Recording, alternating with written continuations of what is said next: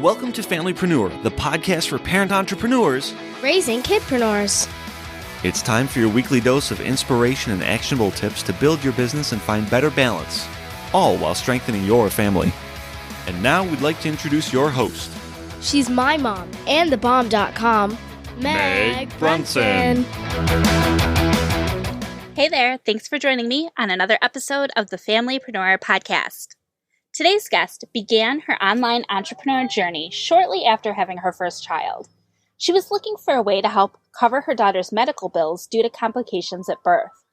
As she found ways to help her own daughter, she realized many other parents who have kids with special needs were not getting the support that they needed. So with a desire to help those other parents, she founded her company, Stronger Mommy. While building Stronger Mommy, she found and developed highly effective strategies that not only grew her group and her brand, but revolutionized the way people grow and manage Facebook groups. Those who adopt her strategies into their own groups have seen massive growth both in their following and sales. I'm thrilled to dive into the topic of Facebook groups today with Chantelle Turner. Hey, Chantelle, thank you so much for joining me today. Thank you for having me on. I'm excited to be here. I'm so excited to have you. I don't know exactly when we met. I feel like it's been like 2 years. I think it's been more. More? Maybe, I want to say like 2015 when I first got started. No, maybe 2016. Either way, it's been a super long time. And and I have loved watching your business grow and then kind of shift and develop in multiple different ways. So I'd love for you to start by giving us a little bit of the backstory. It's some of the story I already know, but a little bit of the backstory about how you started Stronger Mommy and why you started it.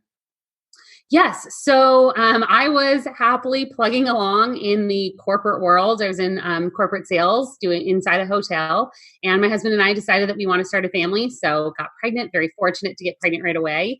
Had a great 9-month pregnancy. Everything was normal. And then during birth, my daughter actually had an in utero stroke just before she was born. And first and only child. So we were just learning how to be parents to begin with. And then also how to deal with now the fact that we had a child with special needs. There was so much that was overwhelming to us. The hospitals had said they were applying for things. And I didn't really feel like I had a handle on anything. I was totally lost. I was just kind of, for the first 6 months, trying to get everything I could for my daughter. And even though we both had really good insurance, what I didn't realize was that whatever the hospitals had said they applied for, they didn't. And so 6 months down the road, we were drowning in medical debt. I was commuting 3 hours a day round trip to and from work. My husband travels 80% of the year for what he does. And so I was feeling like a single mom, leaving my brand new kid at daycare when it wasn't even really the best environment for her because of her challenges, having to pull her out all the time and leave work to get to doctor's appointments and therapies. And it was just this huge mess. And so I really wanted to connect with other special needs parents. I was kind of an island. All of my friends either didn't have kids at all or had mainstream kids. And it's just there are very different things when you have a child with special needs that you go through. And so I went online, I was on Facebook looking for some communities with other special needs parents. And the sad thing was that the communities that I found, there was a lot of negativity. There was a lot of hatred between people. I mean, women in general are vicious, and I don't understand why, but they tear each other down. And I was the one always trying to lift people up, offer advice, be helpful. And I thought, gosh, why am I helping out this community? Why don't I just start my own? And so I founded my own Facebook group community called Stronger Mommies, started a brand called Stronger Mommy with the true intent of just helping other parents who had children with special needs, just like I did. The course of trying to help them get all the services and the resources that I did. And the coolest thing was that this community grew very quickly to close to 3,000 members in just 6 months. And it was so active and engaged, and people were getting so much value out of the community. It was really my first taste of doing something online that I was leading the charge for and feeling so connected and so helpful to people that just truly were in need of a helping hand. So that's kind of where things all got started for me. So in the beginning, you were really focused on the other special needs parents. And how did you monetize that group with those parents in mind?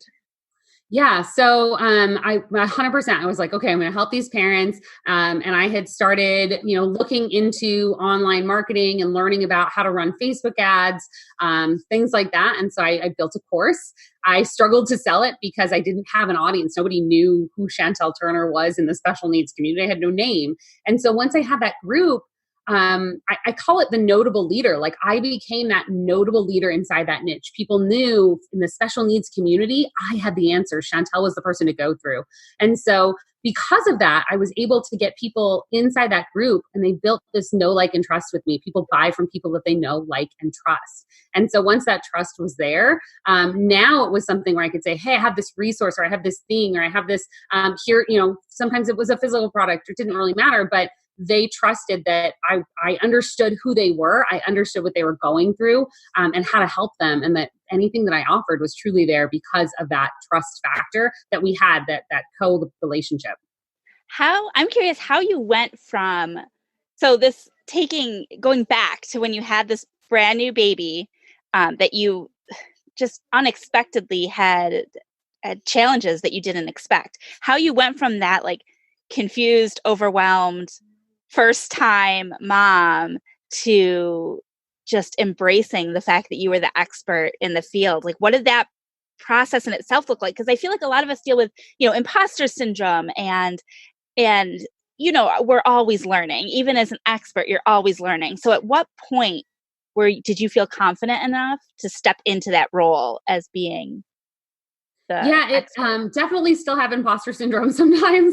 I work with moms that have 6 special needs children and I have 1, or my daughter at the time might've been 3 years old and somebody else had a 12-year-old. So how could I possibly give advice or help somebody in that situation? Like, I'm clearly not the expert, was that kind of imposter syndrome thinking. But what truly came out of it is that there are 2 very different types of people in this world. There are people who are problem solvers who just have to find a solution no matter what. And then there are people who tend to have some problems and kind of dwell in them. They always have an excuse. They always have a reason.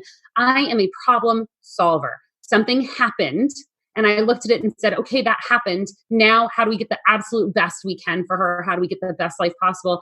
And because I was always looking for those solutions, I was leaps and bounds ahead of those people that were still back in the woe is me, I have a problem phase. And so yeah, I might not have 6 children with special needs, but the one that I have, I know way more resources and services and support because I spent, all of this time and energy digging into that. And so what really it's funny, the group actually helped clear that imposter syndrome for me because by being active in the group and answering questions and going live and giving value, I would get people that were like, oh my God, I didn't know that. Like, it was, it'd be like, okay, to tie your shoe, you first have to cross the laces. And somebody's like, what? I had no idea that you had to cross laces to tie your shoes. And I'm like, this is basic. This is so basic to me. But what was basic to me was just revolutionary to them. Resources that they didn't know existed, like life-changing for them. And so it totally cleared that imposter syndrome for me because I had so many people. It was just this like massive social proof of, yes, you are the person that has the answers. And a lot of times I'm very transparent. So yeah, I don't have all the answers to life's problems, right? Like, so if I don't know, I say, you know what? I don't know. Either let me go find out, or here's a resource, or, I know a lot more about Arizona than I do about Texas because I live in Arizona. Some stuff is the same, some stuff is different. So I think anytime you're feeling that imposter syndrome, having your own group, having people there that are your tribe, your community, to be able to say, oh my God, you're so amazing and thank you so much, but also to understand that it's okay to not always be the expert. And maybe sometimes you have to bring in somebody or just say, hey, I'm usually on the ball, but today I honestly don't know the answer to that. Well, I love that you have that kind of an outlook and that ability to see, because I feel like some of us don't see that, like it may be right in front of you, but you don't see it, you don't recognize it. So that's amazing. And now you still serve this audience. The group is still active and all of that stuff. But at some point you realized that your ability to grow and manage that group, regardless of the theme of the group, that was extraordinary in itself and could be scaled. Can you tell me about that? Yes, for sure. So I definitely, I still obviously love and serve that audience. I did struggle over the last year, I've noticed, maybe even the last 6 months, I was receiving a lot of like a mental and emotional drain from that audience. So they are amazing, amazing parents that are going through so much. But a lot of that so much was starting to fall onto my shoulders because they needed someone to vent to come to. And as a problem solver, I am happy to solve all the problems. I love it. Like I am that person that if you said, okay, you can't be an entrepreneur anymore, you have to go out and get a real job, quote unquote, for the people who can't see my fingers. You go out and get a real job. What would you do? Like I would want to work for a think tank. I love to think up solutions. So that's fine. Come to me with your problems. I'm happy to think up solutions. The challenge that I was facing was that those people that have problems that weren't ready for solutions, they wanted to stay stuck in the I have a problem phase. I would give them 100 different solutions that they could try, and they would make up 100 different excuses of why they couldn't try a single one of them. And that started to get very draining emotionally for me. I thrive on solving problems and then watching them actually get solved, not solving your problem and then watching you still live in your problem. So right. That was super hard and emotional. And so I have taken a bit of a step back. I'm still very active in that community. That community is incredibly active still. Over 90% of all of the members inside there are active, which is insane. But personally, I'm not doing as much directly with them just because I needed to take that emotional break and find out, I think for myself, how I could continue to support them without feeling that strain on myself. And along that journey, I had a lot of entrepreneurs that were watching what was happening with me and very connected. And I always want to be growing and learning. And I'm in the online space. And like I had said, originally I started to learn ads and all of that. So I'd connected into a lot of different entrepreneurial groups. And I would have people come to me and say, how in the world do you how did you grow your group so quickly? How is it 90% engaged? And the funny thing was I spend less than 15 minutes a day on it. And that was the big thing that people want to know. How are you doing that in so little time and so little effort, but yet getting so much value out of it, so much results. And so I transitioned a bit to wanting to work with these entrepreneurs who were action takers, right? So you've got like my group of stronger mommies who are incredible, incredible parents, and they're trying their best. They're not the most action taker group of people. And then these entrepreneurs that were like, tell me, and I will go take action and implement and have success with it. And that was really thrilling for me. So I kind of transitioned to helping other entrepreneurs become that notable leader within their niche and build their groups, build their communities, and get known and really support their tribes. So I have to ask, like, with the entrepreneurs that you're working with, let me get my question straight. With the entrepreneurs that you're working with, they're in all sorts of different verticals. Is this group strategy, is it something that works kind of across the board, or does it work better with some businesses than others? It definitely works across the board, though it works differently for different businesses. So it's funny, recently somebody said to me, oh, well, it's great, but it doesn't work for agencies. I'm like, oh, it totally works for agencies. It just doesn't work the same way it might work for a coach, right? So a coach might specifically have that group there for lead gen, for social proof, to warm up their cold traffic. Like that's going to be the goal of the group for somebody that's in the coaching space to become more notable and more recognized. As an agency, you might use the group for social proof. You might also use it to filter out and find more people to come and like work inside your agency. You might it might be a great place to start training people to then become employees for you. It can be a great place to build up your credibility as an agency. So you're kind of giving some free value to the people that are more than happy to learn how to do it and do it themselves. But an agency is a done for you service. So you're kind of giving away the DIY. Let those people who want to do it themselves go ahead. What happens is you give that value, you're still leaps and bounds ahead, and you learn so much as you teach others. You learn so much more. And so you're always going to be ahead, and you'll get people that are become kind of these like social ambassadors for you. They're out there, they're finding you your dream done for you customers. And because of that, you can charge more. You can have bigger results. And again, you're able to kind of like grow your team. So I think it can work for absolutely anyone. You just have to tailor how you're using that group based on like what you want to get out of it and based on how that like resonates with your business and your customers.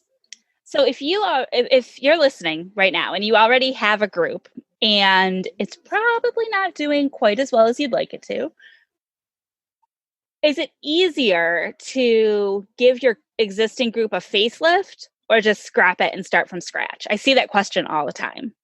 It's a great question. I get that a lot. And it kind of depends. So the question you have to ask yourself first is, are the people inside my group, like, do they all have common pain points? Are they all the same avatar? So hopefully everybody listening knows what your customer avatar is. If you don't, go Google some customer avatar stuff, and not the little blue men or the movie, but truly like that ideal person that you want to work with, like that ideal customer for you. If everyone so let's back up. Take Stronger Mommies, for example.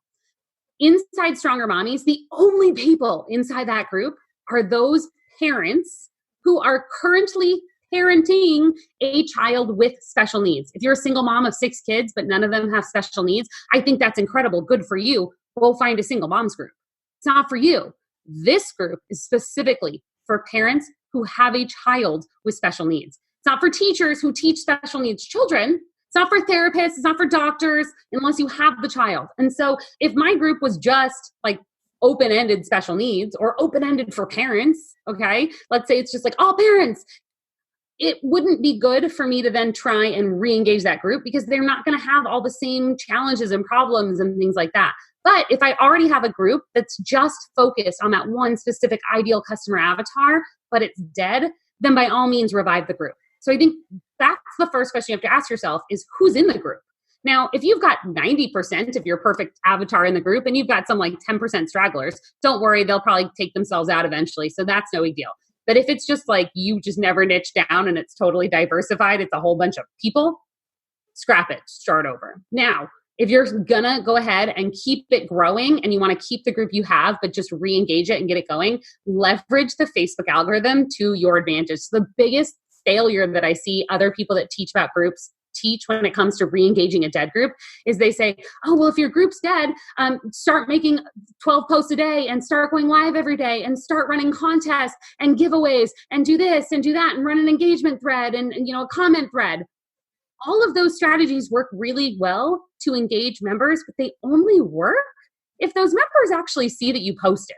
The problem with a dead group and the way that the algorithm works is that Facebook says, if you haven't engaged in this group in a while, you're probably not interested in seeing the content posted here, right? Facebook is trying, there's hundreds of thousands of things that are technically like popping up on your newsfeed, and Facebook's just trying to show you a little bit that like might be important to you, because otherwise you'd never see anything. It would just be a mess of stuff. And so if you're not active in a group and that all of a sudden that group starts getting more active, but you haven't participated, you'll never see anything there. It will never show up in your timeline unless you go. And so first, before you ever do a comment thread or an engagement post or a giveaway or any of that to revive a group, you have to get people seeing those posts first. And the way that you do that is leveraging the Facebook algorithm. Simply take an already viral, relevant post that shows up on your main timeline. So this could be like a funny meme that you can somehow make relatable to your group niche, share it into your group. And what happens is it's already viral. So Facebook, the algorithm says, oh, this post is great. Like people want to see this post. And now that it's in this group, I bet you the group members want to see this post because it's already a really great post, right? It already has weight from Facebook. Your group members see that post in their regular timeline, but it comes from your group. And so they comment and they like and they share because, hey, it's funny. And then what happens is Facebook goes, oh, the people inside this group like the posts that are posted in this group. We'll show them some more. And so you simply kind of like taken the algorithm and had it do a little favor for you, which was to re-engage your members. And now they're seeing your posts. It takes anywhere from 2 to 10 of those posts. And then all of a sudden your group is totally re-engaged. They're seeing everything you post. They're back to knowing who you are. So you're going to share it right from the original source, like the source that's already getting traction. So you'll see something in your timeline, you'll hit share, and you'll put it into your group. Yep, 100%. And I just want to highlight, you outlined this all perfectly, but I want to remind people that it should still be relevant to your audience. So make sure it's relevant to your audience, which is what you said, and then tie it in somehow. So you can still like share it, but also leave a comment or whatever that ties it into your content. Yes, 100%. And I did mention it, but I glossed over it. So I'm glad that you clarified that, because so a lot of people might be like, oh, well, I found this funny like political post that has all these comments. And then you share it into your group of like, I don't know, stay-at-home crunchy moms. And they have zero desire to engage, like it doesn't fit. So a great example is I saw a meme that said, it was just a picture of a woman with her children, and she looked very messy. And it said, turns out this is my circus and these are my monkeys. Right? Now that's hilarious. Okay. As any mom, I think that's funny. I shared it into the special needs group and I said, who else feels like this as a special needs parent? Of course it relates. Of course it blows up. I made it connect with that specific audience. So you can take a picture of a meme of a cat trying to fit itself into a box and relate it to how being an entrepreneur is tough when everyone else in the world is trying to shove you into a box and you're out there just trying to get out, right? Whatever it is, you just have to make it relatable. If you can't relate it, don't share it by all means. Right. So like that mommy circus monkey post, if your group is not parents, it's even if you are a parent, the group isn't focused on parents, it's not going to be a great share. Yeah, but if let's say your group is, real estate agents, okay, and now if you're a man, maybe you wouldn't share it. But if you're, let's say you have men and women real estate agents in the group, but you're a woman, and you might share that and say, who else feels like you're trying to wrangle monkeys when you're working with your clients? Boom! Now you've related it. That you can take anything almost and creatively relate it to your group. You just have to be the gap bridger for those people so they can go, oh yeah, that's so funny. You're right. I've dealt with those clients and they get it, right? You just have to make it relatable. Awesome. Well, I think that's great. Now I'm trying to figure out which direction I want to go from here. What if you are, let's take a little step back. Let's say you don't have your group yet. What are the first steps to creating a group and maybe the things that people get wrong? Specifically, I have a specific question. I know how I answer it, but I'd love to hear your feedback because I feel like my area of expertise is not groups. That's you. So do you want your business, like your business name, to be affiliated with your group, or do you want to go more broad? So I love this. And I'm going to answer it twofold. I do things differently than some other people. So, take it with a grain of salt, compare notes, figure out what you want to do. For me, I am very consciously aware of branding. And so my group name for my free program, for my free group, okay, because you can have paid, technically you can't yet have a paid group, but you can have groups that are associated with a paid program. So, but for my free group, that's my way to brand. So for teaching people about Facebook groups, my brand is not yet notable. The name of the group is not yet notable. It's very congruent. People get it. They can search for it. When they search not yet notable, they find the group. It all makes sense.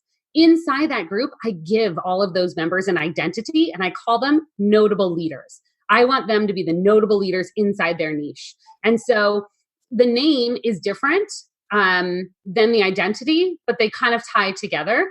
But I'm always branding not yet notable.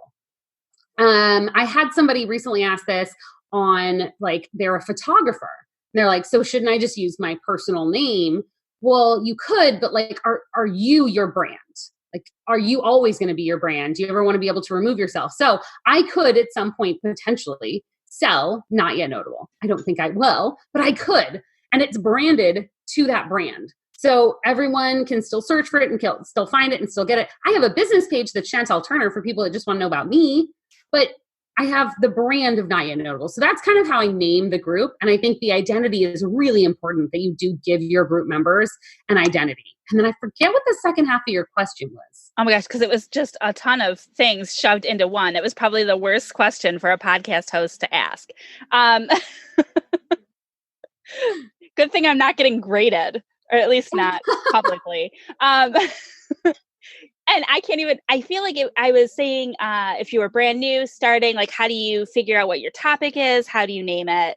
And then so some steps if you're brand new, just getting started, you're like, okay, I think I want to have a Facebook group, right? So maybe you're like, that's a good idea. That sounds smart. I'm going to start one. So a couple of really important things, really niche down, get clear on that customer avatar, because if your group is broad, it will not be engaged. The reason that Stronger Mommies is so highly active and engaged is because only parents who have kids with special needs are in there. So when somebody posts about how their kid ran out into traffic yesterday and it was the most terrifying thing that ever happened to them, except that it happens to them 5 times a day, every single day of the week, other parents are like, oh my God, I get it. I know. They're not going to be shamed about how they couldn't hold on to their kid, because they're all parents going through that same thing. And so if you are broad, I don't remember who said it first. It's been said, like, if you are for everyone, you're actually for no one. And that is so true with a group. Get specific, hone down. Who is that dream customer? What is that specific niche that you're in? Tailor your group, your brand, your business to that. Fit that niche. And then use your so turn on admin approval for people joining the group. Make your group closed, meaning not just anybody. They can find it. Sure, they can search it, but they can't just join without approval. You get to ask 3 questions Facebook lets you ask of members before they enter the group. Question number 1 for me is always a resounding yes or no. Are you a perfect fit for this group? It should not be wishy-washy. It should not be where the person's like, yeah, I kind of think I'll fit. It should be like, oh my God, yes, hand raised. This is me. Hell on fire. I fit this niche. Or nah, not me, not at all. And you will get a yes or no answer. If you get a no, don't let that person into your group. You have to be a good gatekeeper. Don't let them in. Move on. If they don't answer, move on. Don't just approve random people. Question number 2, I personally like to find out how you found out about the group, because I love to know my traffic source. A lot of times I am random, like I get people that come from other groups and other Facebook pages and stuff like that because people say, oh my God, Chantelle's the person, or this group's the thing. So I like to know that. And then question number 3 is how I grow my list. I simply say, hey, provide your best email below. And so I would say 90% of people will drop their email. The 10% that don't, I can catch those later. But now I'm able I use a Chrome plugin that captures that email, sends them over to my basically like a worksheet, and then I zap them into my email list. And now if Facebook dies tomorrow, I have all those people on an email list where I can simply email them and be like, hey y'all, Facebook died. We're moving over here. Come on over. The new group's in LinkedIn. I don't know. I'm not good at LinkedIn, but like whatever, right? I can move them over because I own that asset now, not Facebook. And so get clear on that niche, use your 3 questions wisely, and be a good gatekeeper. And then for me, post approval is super important. This is the one that a lot of people will say, I don't want to do that. That sounds like a lot of work. That sounds like a headache. Turn on post approval. This will save you so much time and energy. It's not even funny. Yes, I recommend that you go twice a day, at least, into your group and approve posts, meaning you have to read the post to approve it. This saves all the people that break the rules that you then have to go like clean up their mess later. I simply delete the rule breaking posts and move on. I don't even message them. Like, it's just not worth my time. They probably didn't mean to break my rules. If Joe's out there breaking the rules every day, I might send Joe a message and be like, hey dude, probably time to read the rules. But for the most part, it's not needed. The benefit of having to read these posts, though, is twofold. I already read it. So likely, as the leader of this group, I have something important to say on this topic. I can like it. I can say congrats. I can say you're doing awesome. Here's some advice. Here's some help. Whatever that is, I can immediately go and comment. And that means that I am the first comment, the first like on that post. And now my member of the group feels incredibly valued.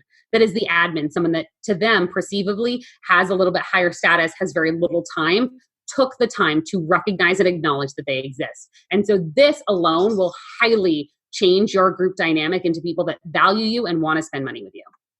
I love that tip. For 2 reasons. Like you said, it's easier to make sure that the rules don't get out of hand and you don't miss anything. Because it's easy, even as the admin of a group, it's easy to miss something. Yeah, especially if you don't have those post approvals on. Hundreds of posts could flood in a day. And now it sounds like, oh my God, if hundreds of posts approve, I have to go approve those. It sounds like a lot, but it really doesn't take that much effort or energy. It's so much better than realizing that you missed something big in your group. And now you kind of have to go back and clean it up or go back and try to participate. It's definitely better to turn on post approval. And if you need to, you can bring in an admin team if it's really getting crazy to help you with some of that and to really support the group. So now we've kind of talked about, if you don't have a group, how to start it, how to pick the topic, and a little bit about how to name it, setting up those rules, things like that. And if you have a group and it's dead, how to breathe some life into it so that it gets back to life. Now, once we're there, how do we get from the 100 people we have to the 1,000+ people we want to have? Yeah. So again, really important to focus on the quality of your members, not the quantity of your members. So I see people that teach I can help you get a 10,000 member group. Well, that's cool. If those 10,000 members are your dream customer and they're active and engaged, meaning they comment, they post. It's not so cool to have 10,000 members that don't really give a crap about your group and wish they weren't there. Meaning like you hit the invite button to all your 5,000 friends and then had your other friend invite all their 5,000 friends. Not cool. So before we talk about like growth, we have to first talk about quality. It is so important, again, that you have those quality members that want to be there, that want to engage, that can relate to each other. And then how do we grow it? I do a 7-day launch. Even if you've already launched your group, you can totally do like a quote unquote relaunch of it. But literally it takes about 7 days for the algorithm for Facebook's algorithm to really pick up on what you're doing, really optimize, start getting people. I leverage comment ladders, meaning like I tell people, I don't just drop a link and say, hey, here's the link to the group, go join it. I say, hey, comment group below, and then I'll send you the link. Now this is good for a couple reasons. So we start this over 7 days. We pick a date the group is opening. People can join the group during that entire 7 days. So they don't get approved into the group until the group officially opens on that day. And so what happens is day one, I'm kind of starting to tease about it. And I'm like, I always want to say who that person that's going to fit into it is. Like if you're this perfect person, whatever, this is going to be for you. This is why it's for you. This is what the group is for. And then usually I offer some kind of like really great value deliverable on the front end of joining the group. For those people getting in early as an incentive to join, right? Like, why do I want to be a part of your group? There's a million on Facebook. And so it starts and it kind of trickles. The first day you're kind of hinting towards it. Day two, you're really starting to talk about it more. Day three, you're saying, hey, if you want to join the group, make sure you comment below with a specific word. And then, so on and so forth. And as people comment, I reply and say, hey, Jennifer, I just sent you a message. And inside the message is where I'm going to, it takes a little bit extra work, but I'm going to give them, hey, Jennifer, so excited that you want to be a part of the group. Here's the link. Simply click the link, join. And on this specific date, I'll be opening it up and letting you in. And now what happens is I made a personal connection with that person. So everything that I do is very focused on building trust and notability with my audience. So before they ever come to the group, they've had to jump through a few hoops. They had to comment on my post. Okay, that takes more effort than clicking like or clicking join.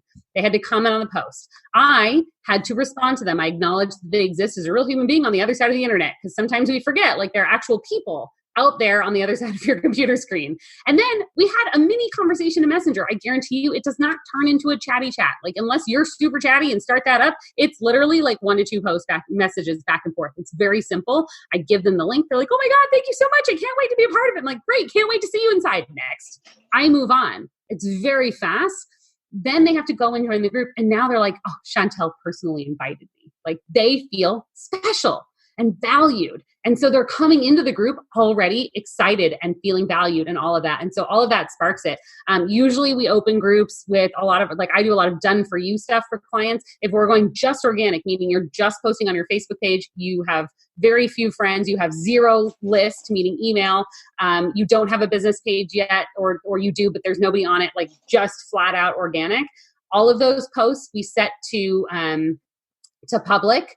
And what will happen is days 1, day 2, day 3, day 4, you'll feel like nobody wants to join your group because you'll get very few comments on your post. This is the algorithm optimizing, seeing who clicks like, who's paying attention, how long does, like, Facebook knows, how long does somebody look at that post in their timeline before they scroll to the next thing. And so all of a sudden they start to realize, oh, these people are interested in this. So we'll show this to more people.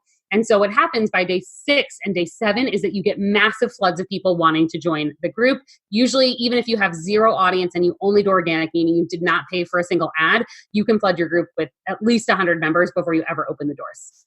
Now, do you run ads to get people in your group?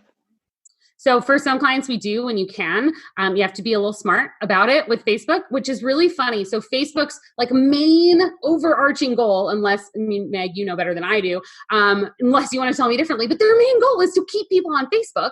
And they absolutely today, right now, they love highly active and engaged groups. They love it. I'm part of the Facebook Power Admins, like the whole thing. They love groups. Okay. But they don't want you to spend money on their platform to keep people on their platform to drive them to groups that they love. It's very strange. I think they've lost a connection there. There's like the bot didn't quite connect to the other thing in the algorithm. So technically you cannot run an ad to get people to join your group. Meaning you can't go, hey, just join my group at www.facebook.com/group/group name. What you can do for now, so whenever you're listening to this, like, test at your own risk, because it could change in the next second, or it could change never. But if you use the fb.com instead of facebook.com before all the rest of your group link, totally works. Or you can do a 301 redirect, or, like I bought a URL that specifically drives traffic direct to the group. What I don't recommend is any kind of opt-in page on the front end. You will lose a significant amount of your traffic to that. It's a barrier of entry. So a lot of times, like a redirect, Facebook is smart to Bitly, so don't use a Bitly link. They know about that. But other things like ClickMagick and Improvely do seem to work. So you kind of have to play around if you are going to run ads, or run a comment ad and make people comment and respond to their comments, because that works every time. Yeah, and those are similar. I didn't know about the FB dot. I've done the redirects, so I didn't know about the FB dot.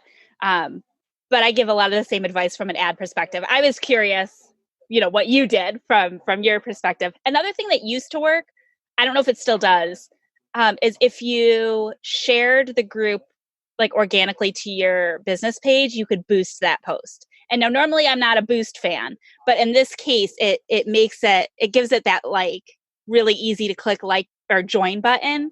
So I have tested it in the past, but I don't know if they've stopped that either. Yes, and you can do it either as a boosted post, or you can make a page post on your business page with your actual group link and all of that, like you said, with the easy join button and all of that. And then you can go into the ad section and you can run an ad, quote unquote, to that post. So inside the ad section, you can go to the post, you can find that specific post, and then you basically can run all sorts of different types of ads, whether, I would run an engagement ad probably to that, but you would run like an ad to that post. And so it's an actual ad, it's not a boost, but it does keep the link. Again, Facebook's a little funny how the algorithm works. You'd think they'd know about their own fb.com, but they don't yet. You'd think they would get the whole page post thing, but they don't yet. And I think realistically, the truth of the matter is that they want traffic on Facebook. I think there's just a little bit of a miscommunication between like Department A and Department B on, hey, this person's actually spending money on our platform to keep people on our platform. We should probably go ahead and let that pass. And I keep waiting. I mean, I feel like I've said it for years that there should be a way to drive traffic growth through ads. I keep waiting for them to be like, this is the year. Every year I go to F8 and I wait for them to say, but maybe. Yeah. And you can now, Facebook is doing like, you can run an advertisement inside a group. I have not personally done this yet. I've seen the option. I don't think it would be great. Like, I wouldn't want to run an ad. Like, it's a little bit weird how it works. So you can run an advertisement inside a group. What you can't do is specifically target people that are in a group and run an ad to them in their newsfeed, unless you're super sneaky smart about it. And if you want, I will drop the like sneaky back way that you can totally pixel every single group member. Sure, go ahead. That's my like drop it like a top. So I'm sure you know this, Meg, but your audience might not. Any video that lives on your business page, Facebook automatically pixels or like recognize, if you don't know what a pixel is, they take note of anyone that watches it and how long they watch it for. And so a lot of people in the ad space that are running ads, they'll do different videos and they may rerun they might run a retargeting ad or a custom audience ad based on people that watched 75% or more of that video, meaning they liked it enough, they're probably engaged, they might be my dream customer. Okay. Now here's where it gets sneaky for groups. You take your welcome video and you record it ahead of time and you post it on your business page and then you share it into your group. Now, every single member of your group sees that welcome video. You go ahead and mark it, quote unquote, as an announcement. It's what it's called. It used to be a pinned post, but we mark it as an announcement. So now it sits at the very top of the group. And so all of your group members, they see that welcome video and Facebook's pixeling them. They're recognizing, hey, all these people saw it. You can run a 3-second video view ad because realistically, like, only the people inside your group are seeing that video. So I already did the hard work of getting only perfect dream customers into my group.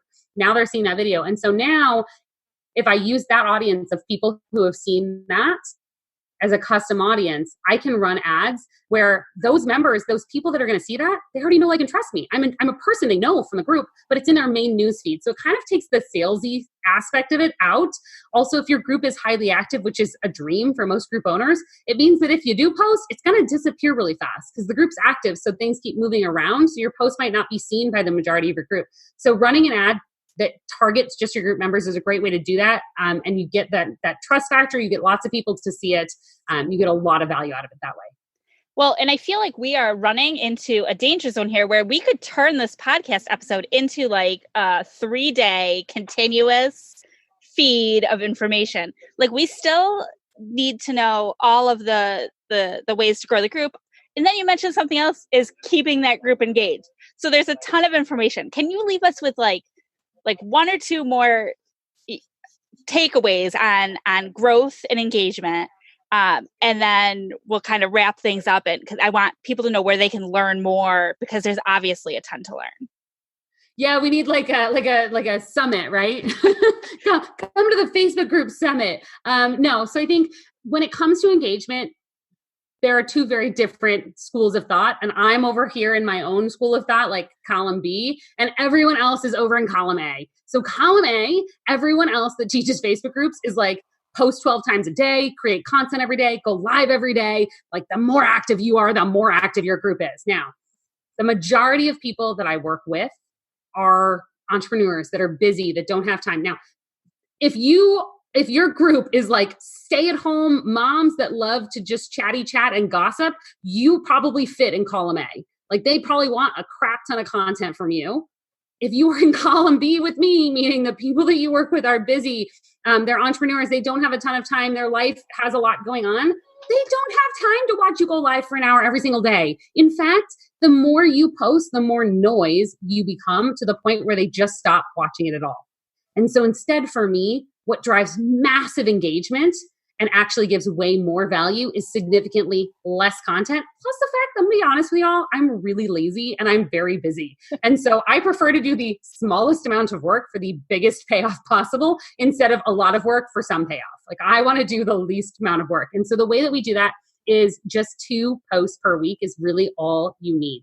One is a live. You do need to go live. You do need people to actually see you. There's this connection that happens, and a group is a community. They want to connect with you. Go live. I don't care if you think you're ugly on camera. I don't care if you're going to mess it up. Like, just be like, hey guys, this is my first ever live, and I'm probably going to totally like suck at this for the first few weeks, but we're going to do it. I'm going to go live every week, and be consistent.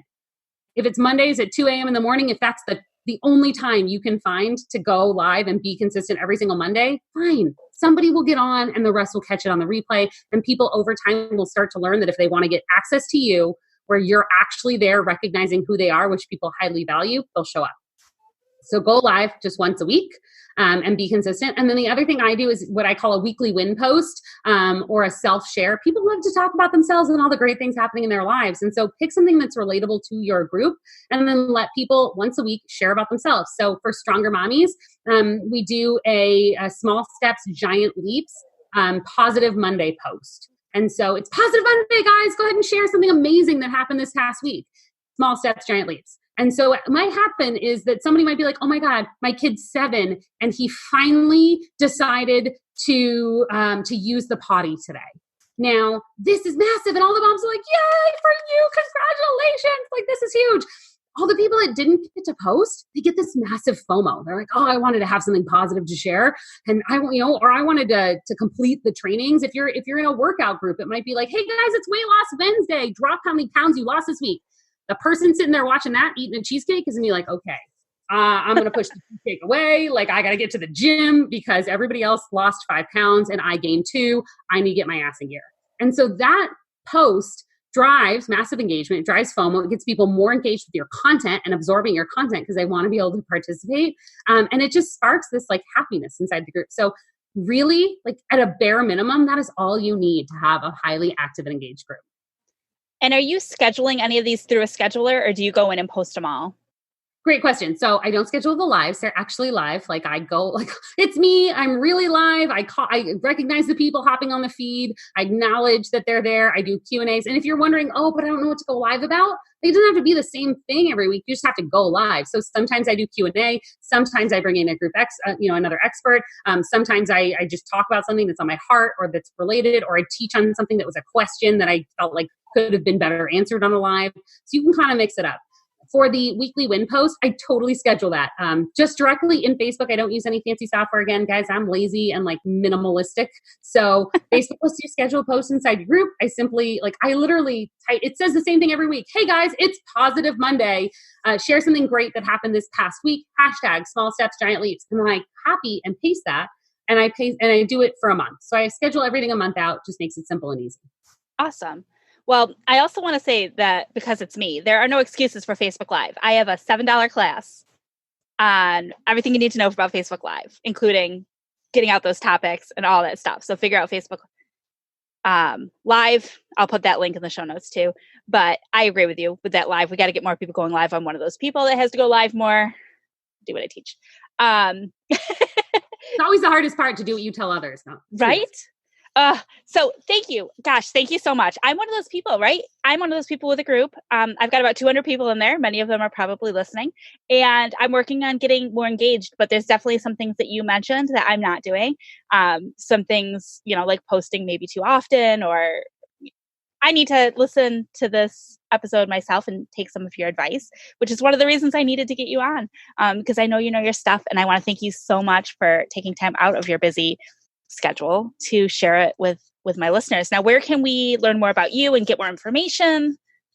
Yes. So it was an absolute pleasure to be on and to get to talk to you and all of your listeners. And I think the main thing is just make it simple. Like, I think we all try to make it way more complicated than it has to be. So keep it simple. Connecting with me, I'm Chantelle Page Turner on Facebook. Like, yeah, that book's a real page turner. I know, it's funny. I have written 4 chapters in 4 books that have all come out recently. So yes, it's true. It's a page turner. Now you'll remember who I am, and you can find me on Facebook. If you go to chantelleturner.com is a great way to find some different resources with me. It's kind of like a giant homepage of all sorts of different things. And then ultimately, Not Yet Notable is really where I help people grow their group, build their group, whether you're looking just for some resources on how to launch your own group, or you're like, I don't want to have to do it all, and you're looking for a done for you launch. We do that as well. And I am Not Yet Notable. The group is a free group, just like, it's like literally I do everything that I just talked about on this podcast, and I teach it day in and day out inside that group. Actually, once a week. I don't teach day in and day out. That's a lie. I teach it once a week, because that's only when I'm live. But inside that group is a great place for just some free resources. Awesome. Thank you again so much. Thank you. That's it for today's episode of the Familypreneur Podcast. You will find all of the links mentioned in this week's episode and the show notes at megbrunson.com/podcast. Until next week, I'll see you over in the Familypreneur community. Bye for now.